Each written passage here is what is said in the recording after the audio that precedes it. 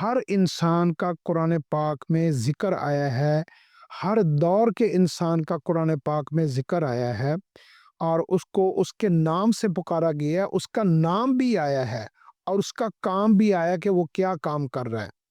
تو اس لیے اس بات کو اپنے اندر غور و فکر کرنا کہ میں قرآن پاک میں کس نام سے پکارا گیا ہوں، قرآن پاک کے ذریعے سے میں کون سا کام کر رہا ہوں، میرے کام کون سا ہے جو میں قرآن نے کہا ہے کہ میں وہ کام کر رہا ہوں اور میرا نام یہ ہے۔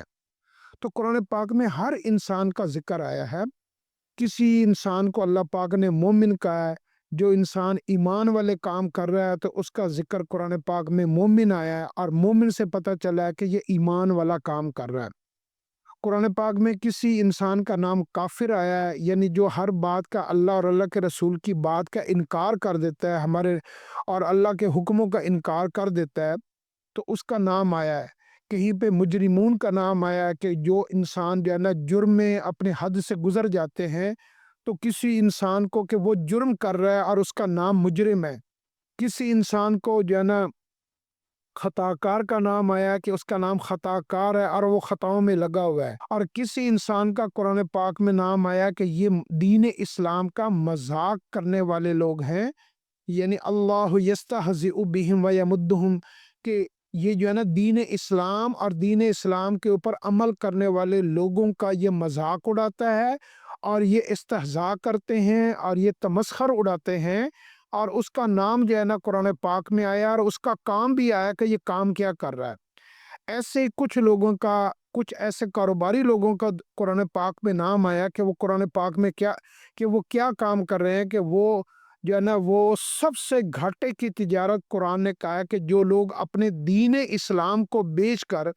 دنیا کما رہے ہیں اور دین اسلام کو ایز اے پروڈکٹ بنا دیا ہے، دین اسلام کو ایز اے جو ہے نا وہ کمائی کا ذریعہ بنا لیا ہے، اور سب سے لوگوں کے سامنے اپنے آپ کو دیندار سمجھ کر، دیندار پیش کر کے لوگوں کے ساتھ فراڈ کرتے ہیں، دھوکہ کرتے ہیں، بے ایمانی کرتے ہیں،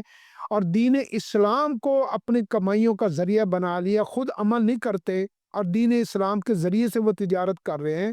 تو ان کو جو ہے نا اولئک الذین اشتروا الضلالۃ بالہدیٰ، کہ انہوں نے ہدایت کے بدلے میں گمراہی کو خرید لیا، جنہوں نے دین اسلام کو بطور تجارت بنا لیا۔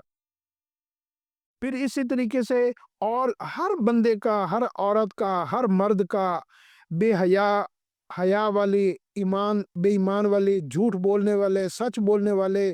ہر روزہ رکھنے والے، روزہ توڑنے والے، نیکی کا کام کرنے والے، برائی کا کام کرنے والے، زنا کرنے والے اور زناؤں سے بچنے والے، ہر انسان کا قرآن پاک میں ذکر آیا کہ وہ کیا کر رہا ہے اور اس کا نام کیا ہے۔ تو اس لیے ہم اپنے اندر غور کریں کہ ہم قرآن پاک میں کس صف میں آتے ہیں، کس لسٹ میں آتے ہیں، ہمارا قرآن پاک میں کون سے نمبر کے اوپر ہمارا نام ہے، کیا ہمارا گناہ گاروں میں آتا ہے، کافروں میں آتا ہے، مجرموں میں آتا ہے، ظالموں میں آتا ہے،